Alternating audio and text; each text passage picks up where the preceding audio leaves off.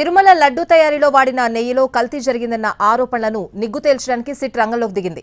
Case study కోసం వేర్వేరు ప్రాంతాలకు టీంలు వెళ్లబోతున్నాయి.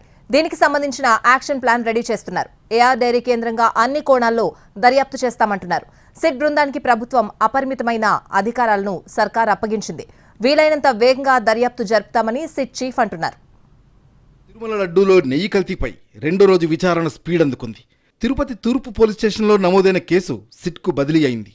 నెయ్యి సరఫరా చేసిన ఏఆర్ డైరీపై విచారణ చేపట్టారు. సిట్ అధికారులు బృందాలుగా ఏర్పడి దర్యాప్తు నిర్వహిస్తున్నారు. తిరుపతి పోలీస్ అతిథి గృహంలో మరోసారి సిట్ సభ్యులు భేటీ అయ్యారు. టీటీడీ బోర్డు అధికారులు, సిబ్బంది పాత్ర ఇలా అన్ని అంశాలపై దర్యాప్తు చేస్తున్నారు. రెండో రోజు సిట్ కమిటీతో మీటింగ్ జరిగింది. కేసు స్టడీ కోసం వేర్వేరు ప్రాంతాలకు టీంలు వెళ్లబోతున్నాయి. దీనికి సంబంధించిన యాక్షన్ ప్లాన్ రెడీ చేస్తున్నారు. ఏఆర్ డైరీ కేంద్రంగా అన్ని కోణాల్లో దర్యాప్తు చేస్తామన్నారు సిట్ చీఫ్ సర్వశ్రేష్ఠ త్రిపాఠి. విచారణ ఇంకా ప్రాథమిక స్టేజిలో ఉంది కాబట్టి అవసరాన్ని బట్టి టీంల సంఖ్య పెంచుతామన్నారు. నివేదిక సమర్పించడానికి ప్రస్తుతానికి టైం బాండ్ ఏమీ లేదంటున్నారు ఐజీ సర్వశ్రేష్ఠ త్రిపాఠి. కల్తీ నెయ్యి వ్యవహారంపై సిట్ సభ్యులు పలు ప్రాంతాలకు వెళ్లి విచారణ చేపట్టనున్నారు. దుండిగల్లో ఏఆర్ డైరీ ఫుడ్స్ సంస్థను పరిశీలించనున్నారు.